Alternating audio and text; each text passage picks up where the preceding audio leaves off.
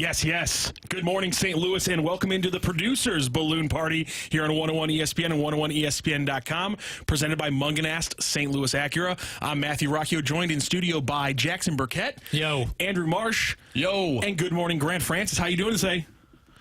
You doing good? I'd be doing better if Jordan Montgomery wasn't injured, to be honest. Right to business. Wow. Right to business. They call me the negative one on the morning show. I don't know what the perception of your guys' show is. Did I screw up my microphone? No, it sounded like something exploded in my ears. Off to a saw hot that start too. on Yeah, a I heard that Monday too. here. Great stuff. Jeez, Rock. Apparently, I can't. What are you doing? Rock, you're in timeout. There we go. Okay, now we're back. Everything's sounding good. Sorry about that, guys. Apparently, Off to the a microphone raring start. didn't want to work for me. And Grant decided to jump right into the negativity. I was going to start off with saying the Cardinals are coming. Tra-la. They have Right. a two-game winning streak coming into the Okay. break. Are you guys Red not? hot. Is that not what you guys wanted to You're talk about? sunshine and lollipops on a Monday. Yeah, I got to be sunshine and lollipops on this show. This is the balloon party. I got a bunch if there's of- any place to do it. Got a bunch of negative Nancy's I was here. out of place. I'll apologize. That's No, on I me. think you're right. I think Marsh, you're are you right feeling on, Grant. positive after the Cardinals take 2 out of 3 against the Chicago White Sox? Sure. Beaming with excitement. Yeah. Great. No, seriously, great. Right, Steven They Matz. came back yesterday. What Steven a Matz. great effort. All the runs were unearned, which is always a good sign for Major League Baseball They teams. have a new starter in the rotation. I mean, he's an old starter, but he's a new starter in the rotation. It's Marshy, like a come trade. on. It's like a trade. It's like they made a trade. Okay. 2's a fluke, 3's a streak. Let's see it get done after the All-Star break. We get a week off of all of this. And the good news when we come back is there might just be one less starter in the starting lineup because Jordan Montgomery has to leave the game over the weekend. And if you didn't think the situation could get worse for the St. Louis Cardinals, aside from the wins against a just roaring Chicago White Sox club, that was something I didn't see coming, and that makes it just about untenable for the Cardinals, this situation. Matthew Liberatore goes down.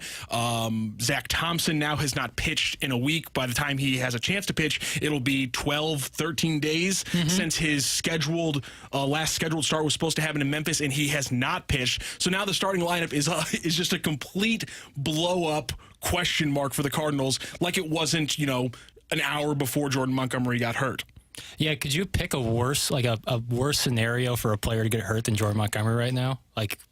Even if Goldie maybe Goldie for trade purposes, but He's not being traded. Well, let's just operate under the assumption Jordan that Montgomery should be getting traded. right, and so you double that up the trade thing, and he's the only starter who can confidently go out there and get you a quality start. I don't know if it could go much worse than him getting injured. Can we get into Marshy wanting to sell off Paul Goldschmidt? Because that's now all I want to talk about. What? Well, that was Jackson that said that. What are you talking about? You're just putting words into my mouth. When you're not Rocchio. destroying microphones, you're misrepresenting the people on the show. Last night we're trying to talk. What are we going to talk about today? We're going to talk about Jordan Montgomery and how important his injury has become now for not only the team in the rotation, but trade talks and whatnot. And I'm trying to be serious. And last night you're just making fun of me in the group chat. You're saying, this guy. Yeah, and I was trying to get off my back. I was trying to get some beauty sleep, and Rocky was blowing up my phone with Wembanyama takes. Where was this at 3 p.m.? All right, so fine. Marshy doesn't want to trade Paul Goldschmidt. Paul Goldschmidt. Why but not? Something's going to have to be done here. Jordan Montgomery, obviously, that injury is going to complicate things anymore because he was potentially a move with an expiring contract that you were going to make. Jack Flaherty, though, does have a good start since the last time we talked. Trade piece there for the St. Louis Cardinals. Bottom line is, trades are going to happen, moves are going to have to happen, things are going to have to happen in the starting lineup. My thing is, do you think there is a starter coming to the St. Louis Cardinals at the trade deadline? You'd have to think. You'd have to think there was a starting pitcher coming to the St. Louis Cardinals in the free agency before this season, and yet nothing happened. No doubt. You're not wrong there. Now, when you say starting pitcher, do you mean like major league starting pitcher quality or like a prospect? Okay, major league. I thought you were going to be like 1 or 2, like number 1 or number 2. No, not even that. Just major league quality. He can eat innings for you. Yes, I think that the Cardinals will receive one of those. They've gotten starting pitching in the previous 2 trade deadlines: Quintana, Montgomery, J. Happ, John Lester. So that's to bolster the pitching staff and to give them some innings to help the bullpen. Those teams were in contention. Exactly, for a playoff push. I wonder now if they do get a pitcher, if it's going to be one of those like 4A guys. Like we've talked about this on the fast lane. Do you end up trading off pieces? You get your pitching, but you also trade off some position players for some pitching for the upcoming years, because what you have, and let's just say Steven Matz does come back into the rotation, then you have 3 spots to fill for next year. Correct. Yeah, at the moment. Mm-hmm. So do you think it would be one of those older guys that we've seen before, or do you think it would be like a young, cost-controlled pitcher? I would be shocked by the former and would bet on the latter, because why would you bring in For sure. mid-30s pitcher when a team is basically out of it by the All-Star break? But again, confusion with this team and the moves they've made, they just continue and continue. So I don't really know what to expect. But the problem is a quad A pitcher isn't going to solve it. Matthew Liberatore is a quad A pitcher. Yeah. But he hasn't been good. So what's the? That's kind of the definition of a quad A pitcher, isn't it? Yeah, but look, we've seen John Morosi talk about the Cards and the Mariners. Here's like Logan Gilbert, Bryce Miller. They already said that George Kirby's unavailable. So some of those guys, maybe I'm just going to throw out some names. I mean, Logan Gilbert's been pretty good lately. I don't know So much maybe about Gilbert. Maybe they don't want to trade him away. Just I don't know, but I'm just throwing names out there. Right. So as of right now, with all this going down with Jordan Montgomery, because he's been your best starter so far this season consistently, what kind of return does he get right now on the market? Because you have a pitcher who has 2 months left on his contract here for a team wanting to trade for him, and now you've got a pitcher with a question mark due to an injury right now. What are you really? I mean, we talk about trying to get a starting pitcher back. It's not going to just be Jordan Montgomery. You're going to have to package multiple things into that deal to get a quality. Like, you're not going to be able to trade all your crap and get something good. Yeah, well, I mean, the Montgomery trade only really affects, I think, kind of the future, because the Montgomery trade would be for prospects, and the current young players you have now would be for the pitcher to replace Jordan Montgomery. So the Montgomery injury really only, in my opinion, affects just kind of the future gaggle of young prospects that you're hoping to go into next season without some of the veterans you have now. The question, though, then becomes, though, how much more important is the trade we're just talking about? And is a guy like Brendan Donovan, heck, some people want to trade a Nolan Gorman if you get a good enough pitcher. Does that maybe force their hand even more so, saying that, we have to push for the future. We have to go out and get a pitcher right now who's cost controlled, who's going to be here for 2 or 3 years, because then we have to turn around and make the trade for Jordan Montgomery, whether depending on the severity of the injury, because this is for 2024. This is building prospects for later on and a pitching staff for next season. So I think, you got to move him, and then you got to decide how big of a trade are we going to go. Is it a Brendan Donovan and, what other minor leaguers you want to throw in, or is it a Nolan Gorman and a couple other players? Because that's the difference between getting a middling, 3rd, 4th level starter and getting a number 2, potential number 1 level. I wonder with their draft pick last night, Chase Davis, left-handed hitter. Yeah, big hitter. Big hitter. I wonder if that pick, him falling to the Cardinals, that makes them feel a little bit more comfortable if they do want to move away from Nolan Gorman. Boy, I don't know. I Gorman's don't established. want to move away from Nolan Gorman. Yeah. But, defense, we saw this past weekend, little defensive shaky issues. Yeah. I think this team they don't have set roles. I think that's what's wrong with this team. They don't have set roles in the lineup and at specific positions. It's roulette, and somehow Wilson Contreras is always in the middle of the lineup. No matter. Greg Amesner said a couple weeks ago, he's like, there's a point where depth can be bad. And the problem is that is the 3rd time in the last 8 years that I've heard that from the Cardinals. Mike Matheny said it once. John Mozeliak said it once about the kind of the Matheny and Schilt squads. And now we're hearing again from Amesner about this team. For some reason, this note of being versatile and having guys who can play all these different defensive positions and you can move around the lineup, it took on a kind of a mind of its own, and it led to where it's been negatives. But again, we're now talking about a Cardinals organization that has been building on these negative bases for 5-6 years. The pitching thing is a lot more apparent over the last 3 years. But I really think when you talk about the depth and not having roles, that is going back now to Mike Matheny era Cardinals 7-8 years ago. The fact that has not been something that has been solved for consecutive seasons in that time span, that's a big issue for the Cardinals. I mean, it's been one of my bigger issues since 2017. The lineup got a little bit more consistent under Schilt than it has been under Marmol and then it was under Matheny. But I just think the overall depth of the squad not being the boon that he thought it was and kind of hampering them. I think that's just been the case for 5 or 6 out of the last 8 years. Well, you look at the Giants from a few years ago. This was their type of team. They were platoon players, role players, and it worked really well for them. I don't know if this team has that makeup, though. Like, you have to have the right guys in place if you're going to implement that type of system. Yeah, and I know it's not what you're talking about, but those teams also had Madison Bumgarner. Like, you look at teams who win, at the very least, they have one starter who is a rock-solid ace, like a rock-solid ace. And the Cardinals don't even have anything near that. Like, Jordan Montgomery is the rock-solid ace. He's a third or fourth starter on most Major League Baseball, or most contending baseball teams. Mm-hmm. So I just don't think that you can compare and contrast when the pitching situation, that's got to be issue 1 and 1A at the moment. Well, and on top of that, just looking at the pitching as well and how they use their depth on pitching, which they don't really have, but just looking at Zach Thompson and Matthew Liberatore, which we talked about last Thursday, but like even developing your depth, like they don't have any roles. So how do you build, how do you build anything in your bullpen and your starting rotation? Like nobody's consistent, so you can't build anything if nobody's getting consistent reps at the same thing day in and day out. Speaking of consistent reps, we got a young player who's come up, hitting the ball pretty well, playing at a position with a lot of questions around it for the St. Louis Cardinals. We're talking about Ivan Herrera on the other side. If you want to join the show, you can multiple ways today. You can join us on the text line, Air Comfort Service text line, 314-399-9646. And you can also join the show at 101 ESPN STL on YouTube, and you got the chat right there. We're talking more Cardinals, Ivan Herrera, and what the future of the Cardinals looks like with a new man behind home plate on the other side of the producer party here on 101 ESPN and 101ESPN.com.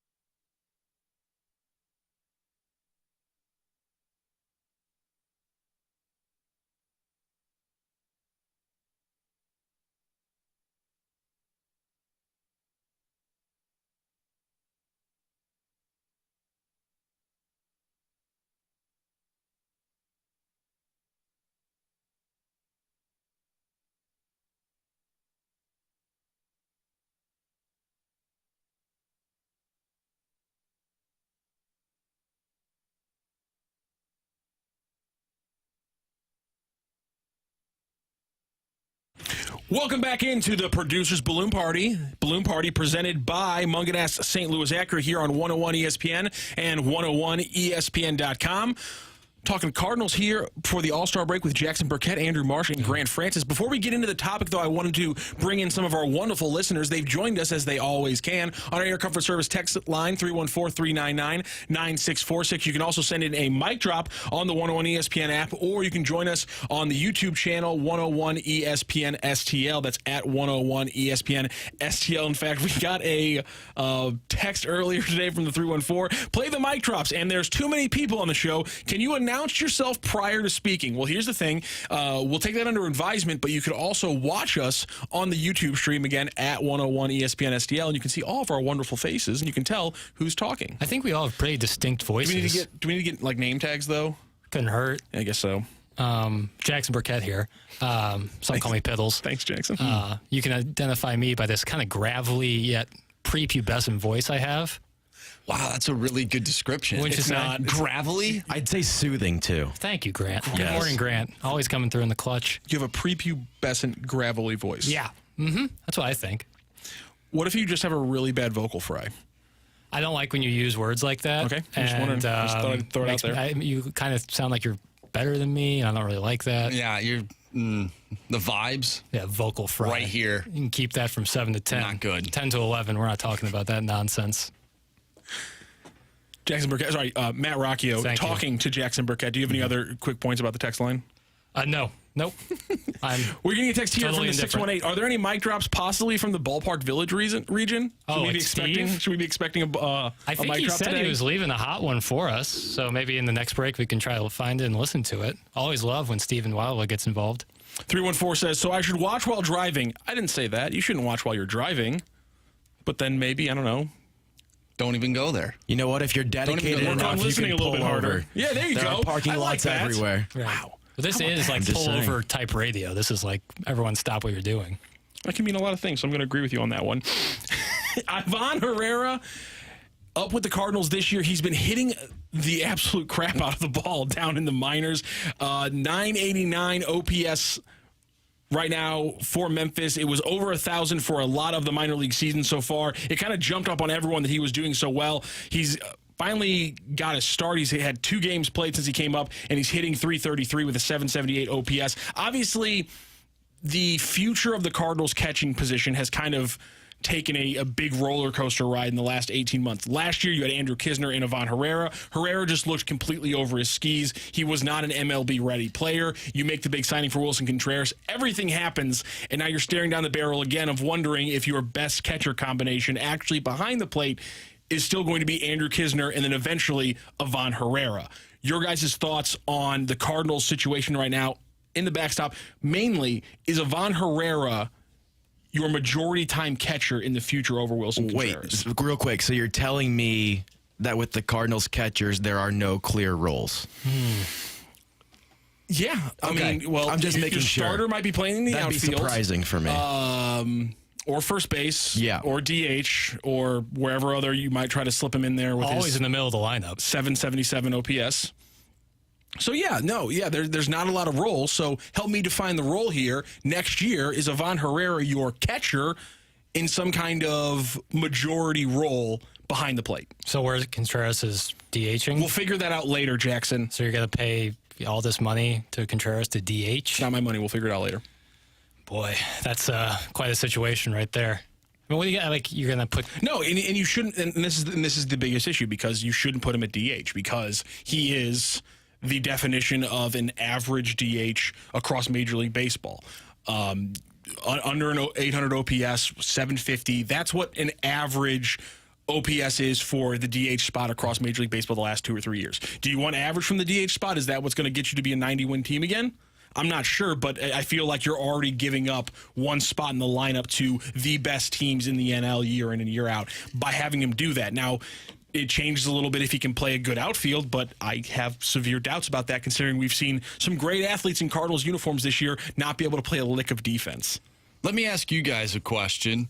And obviously we're like, well, you know, Ivan Herrera, he looked really good this weekend. Why would they go out and get Wilson Contreras? Do you think this is more on the front office for signing Wilson Contreras and having this whole debacle all year, or is it more on Ivan Herrera, who just has gotten better this past year? I mean, look at his stance is different. Like, he's done things differently, and he just looks like a completely different player than what we saw last year when he was up here with the big club. Here's where I have a problem with all of this, because the Cardinals were so high on Ivan Herrera at one time, and Yadier Molina retires. You go out and get Wilson Contreras, and you sign him to a 5-year contract. I don't understand the term there, because obviously there were some things that the Cardinals were unsure about. They loved his offense, but defensively there were questions. Coming off of one of the best defensive catchers in the game, you're going to be okay signing a catcher that has defensive question marks. Mm-hmm. I have a problem with that. To a long-term contract, like, you want to sign him to a 2-year contract, sure, see how it works. But a 5-year contract, you're putting yourself in a real pigeonhole situation where you can't get out of it now. And you have Ivan Herrera, what are you going to do with him? Because now he's playing well, and you're kind of pigeonholed to where you have to play Wilson Contreras somewhere. You're overpaying big time for a DH if that's how you want him. But at the catcher position, you want Ivan Herrera there? It's so another example of the front office just not really in the offseason free agency, like, handling it super well. And maybe it was one of those things where you have to give the term to get the AAV down. Like, for sure, that happens. But that goes back to the front office not being willing to spend in the offseason, which, again, is frustrating. Yeah. So that's kind of where I'm at with this. Yeah, going back to Marshy's question, I think almost 95% of the issues this year can be put on the front office. I mean, it's roster construction. That's the reason that the Cardinals are where they are. Ali Marmol can't make guys hit. He can't make guys pitch better. That's just not what baseball managers do. That's the job of the front office, to put the right people in the places to be.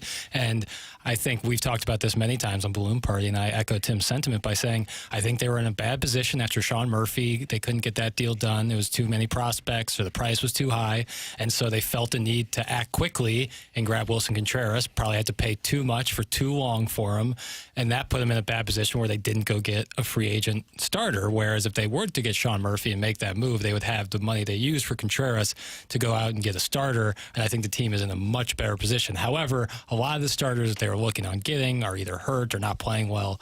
So, hindsight's always 20/20, but having said that, the process of getting Murphy with the moves and getting a pitcher is better than paying what they paid for Wilson Contreras, especially given the fact that he probably won't be your day-to-day catcher for the duration of the contract. Here's my question, because we're talking about just, again, the process of going after a catcher at all in free agency or the trade market.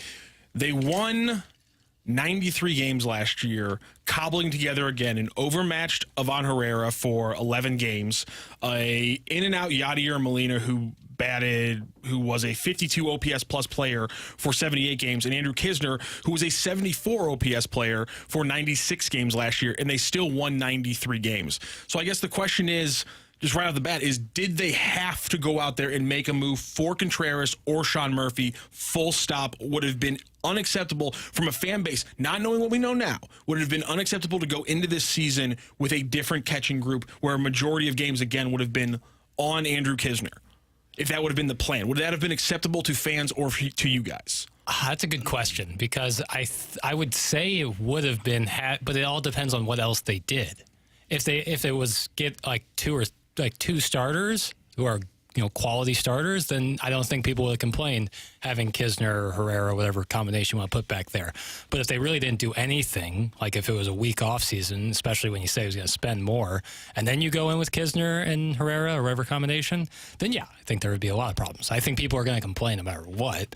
But yeah, I think that depending on what else they did, it would have been a big difference.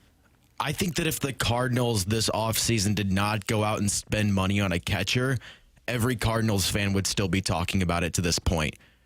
Because if you go out in the offseason and you don't sign a catcher, you don't pay money for a catcher, people are going to be ticked off. And it's just going to be another example of how this front office doesn't spend money. And while it is frustrating right now, you have to give them credit that they did go spend money, at least. I still don't understand the term. And another thing with Herrera, if you want to see more of what he is, get a better idea of what he is coming into this season where you have to go out and sign a catcher, why not have him up for more time last season with Yadier Molina? And I know, Kisner's your backup, and we don't talk enough about Kisner, and I feel like he gets left to the side a little bit because he's been fine as the Cardinals' backup. But in terms of long-term development, would you have liked to see Ivan Herrera up more last season with Yadier Molina while he was here? I never thought about it again after they sent him down, just because he was completely overmatched. And it was a disappointment, too, because this was supposed to be the heir apparent. Not the next heir apparent, but the heir apparent to Yadier Molina. It was coming to an end. He had the talent. Clearly he does. The guy, again, opens up, starts hitting 1,000 OPS in the minors this year. That's why we're talking about him in the first place. So I think, again, I can't blame the Cardinals for going out and making a move at catcher. I think it should have been Sean Murphy. I think when you look at how you build this team, it would have been more in line with how they've built this team to go to Sean Murphy. But I think they had to make a move for a catcher, and they got caught making the wrong one and maybe paying a little bit too much, maybe adding one more year that they shouldn't. Let's just say it's not Sean Murphy, and you don't want to roll with Andrew Kisner. Why can't you just get a bridge guy until Ivan Herrera is ready? I mean, last year, he didn't look that great. Right, it's not to forecast what he was going to do. I feel like this organization jumps ship on players sometimes. Like they pick and choose. Like some players, they'll stick with them forever. It seems like until their contract's up, and you're like, wow, that guy, he probably shouldn't have been with the team maybe 2 or 3 years ago. And then some players, they just move on real quickly in terms of, I mean, I could just be throwing that out there, obviously, but same thing with Randy Arozarena. Here's the thing, you're not the only person who feels that way. I'll say that. I know. It might not be the most. I'm not. It might not be the most factually based. It's my opinion, but it is undoubtedly one that a lot of Cardinals fans agree with you on. I'll say that right now. Hey, brief aside, and this has nothing to do with Ivan Herrera or baseball, honestly. Where you guys at in this Wimbledon trophy? They got Wimbledon up right here. The ladies' single trophy, this dish thing, it looks like a plate. I'm kind of into it. Oh, yeah, the dish. Like the big plate. Like, I kind of wish that was all sports. Marsh, are you done with this water bottle? No, I'm not, actually. He's going to try to throw it. But Jordan? I think the dish is really cool. I think we should bring that into more trophies. Trophy designs have just fallen off. They really have. I mean, you can't really get any better than the Stanley Cup. Yeah, it's the goated one. But this dish, I mean, I really am a big fan. Like, just a dinner plate as your trophy. Mm-hmm. Just text dishing me out our comfort dishes. service line 314-399-9646 for your take on dishes. Because that's what Little Piddles wants us to talk about. Sorry, dishes as trophies. Or like non-traditional trophies, like the green jacket. Yeah, the platter. This is what the people want to talk about, Rock. They want to talk about trophies. They don't want to talk about this bad Cardinals team. That's not what we're going to talk about next. Oh, what are we talking about It's then? 10:32 on our Clarkson Jewelers time check, which means we have to go to break because besides the fact that this is the balloon party's time check, this is the producers' party, and as producers, we keep the show on time as best as we possibly can. You're not winning any producing dishes, I can tell you that much. We're going to talk about great sporting trophies that are shaped like eating elements on the other side. Actually, we're going to be talking about the one team in St. Louis that's consistently winning in the year 2023. STL City SC got another win 2-1 over the weekend, 1-0 over Toronto FC. That's now 3 wins in a row since they've made a lineup change. AZ Jackson getting the big goal. We're going to talk more about STL City SC continuing to win through these injuries on the other side. This is the Producers Balloon Party presented by Mungan St. Louis Acura on 101 ESPN and 101ESPN.com.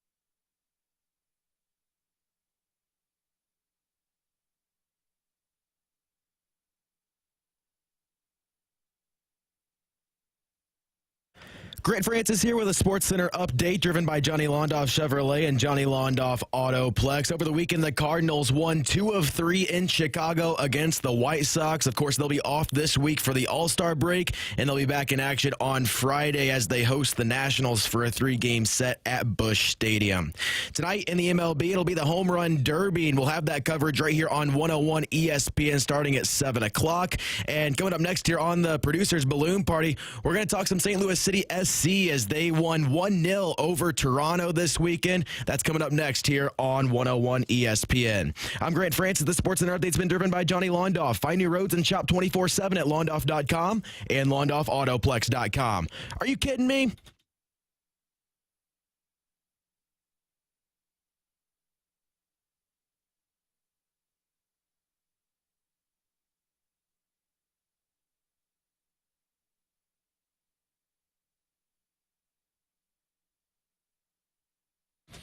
.39 in St. Louis, thanks to your Clarkson Jewelers time check. This is the Producers Party on 101 ESPN and 101ESPN.com, presented by Mug & Ass St. Louis Acura. Matthew Rocchio, Jackson Burkett, Andrew Marsh, and Grant Francis here, taking you up to 11 a.m. before we will pass it off to BK and Ferrario Sans the BK. Congratulations to our good friend Brandon Kiley, of course. And we're going to be talking a little STL City SC as they got another win over the weekend, a 1-0, as a texter made sure I wanted to say, a 1-0 win on the pitch against Toronto FC.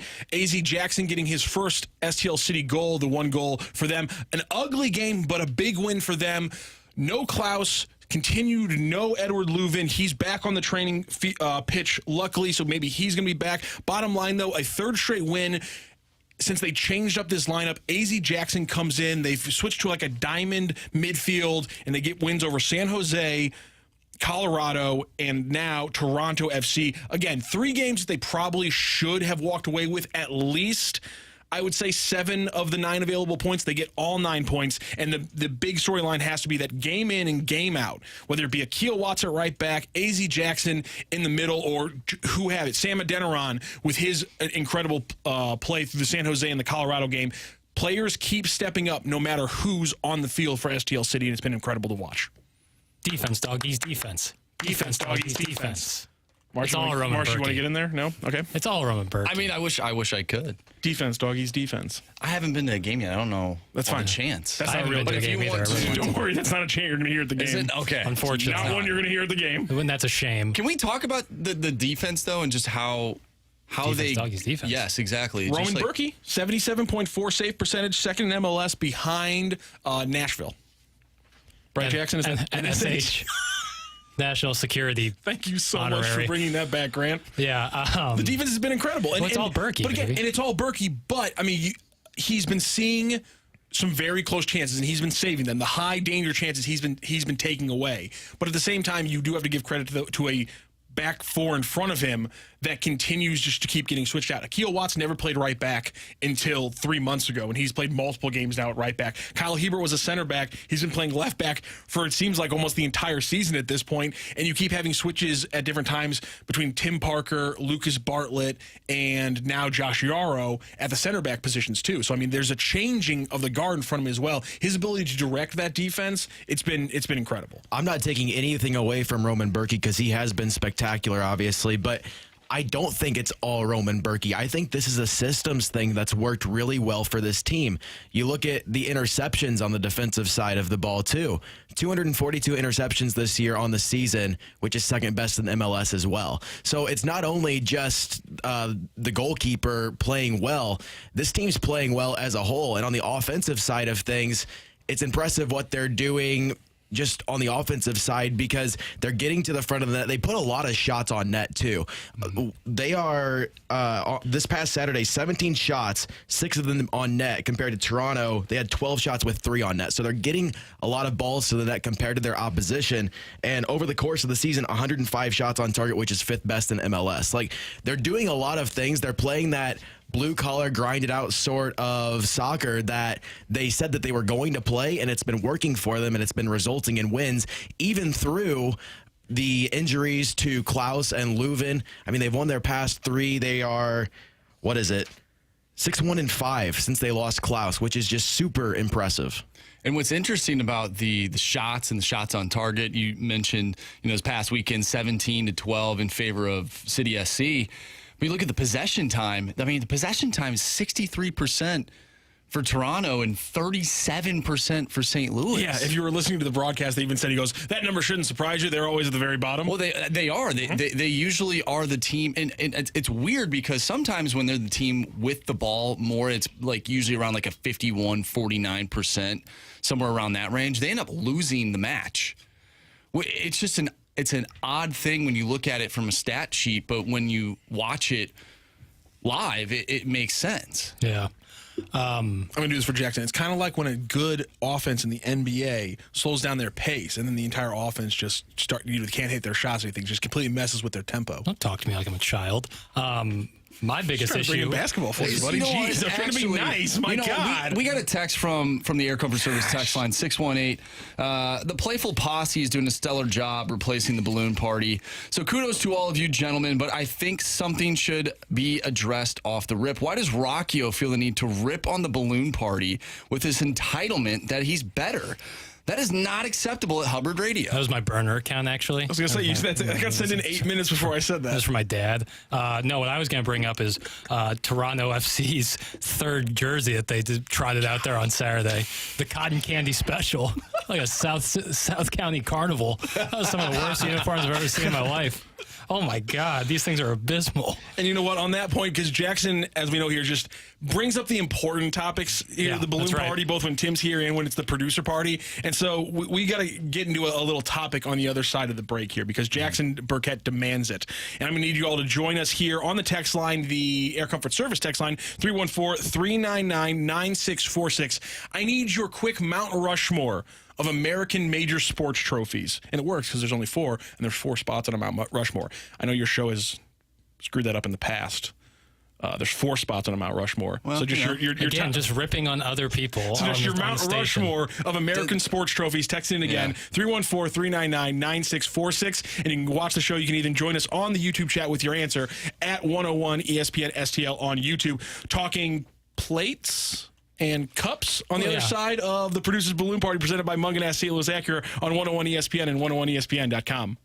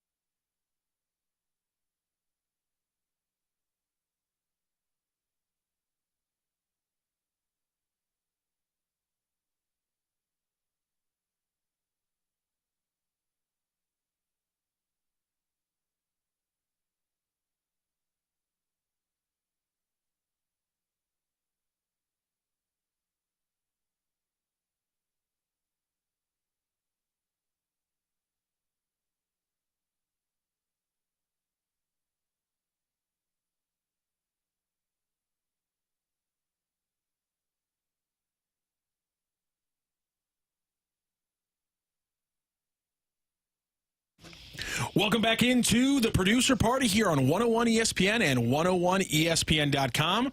Andrew Marsh, Jackson Burkett, Grant Francis. I'm Matthew Rocchio, and we're taking you right up to 11 o'clock. So we got about 6-7 minutes to break down two big questions. I already threw out one of them in the break. We're going to touch on that to close out the show. What is your ranking of the 4 major sports championship trophies? But the big question we got to come into tonight, Home Run Derby. You can catch it right here on 101 ESPN at 7 p.m.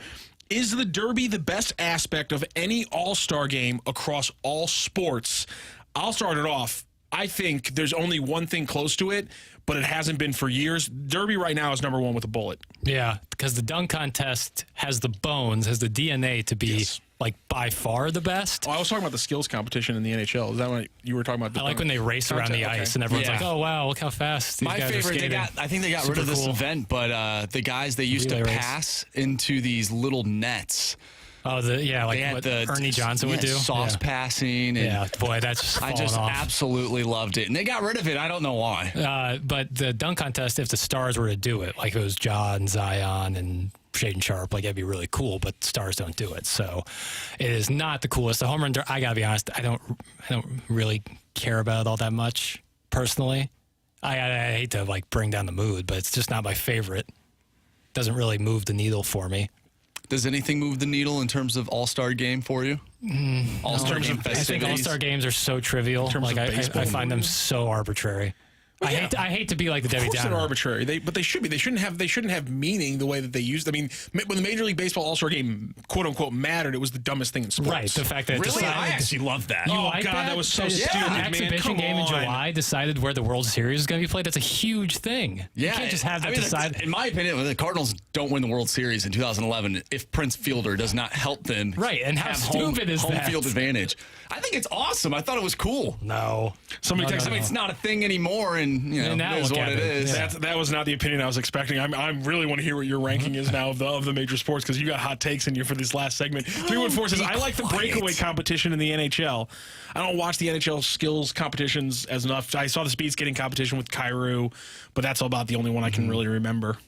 Yeah, the breakaway was fun. I found it more entertaining whenever Jordan Bennington was a goaltender in that competition in 2020. Yeah, I remember so that. I think when you have a goaltender in that, I think it's even more entertaining to be a part of. But I'm kind of with you, Jackson. Like, all-star games don't really do it for me. No. I will say, out of any part of any all-star game across sports, I think the home run derby is the best thing. But I think one place where it falls short is like the 2 home run leaders in MLB this season, Shohei Ohtani and Matt Olson, not even participating. Yeah, that's so like you don't insane. even have your 2 best, home run leaders in the competition tonight, which I think puts a little bit of hurt on that. But I'd find it more entertaining if it was like a battle between the top 8. I think Right. 4 of 8 of the top are in there tonight. I'm confused. This city loves nothing more than giving a standing ovation to a former Cardinal. So a night when you have both Adolis Garcia and Randy Arozarena in the first round facing off against each other, former roommates.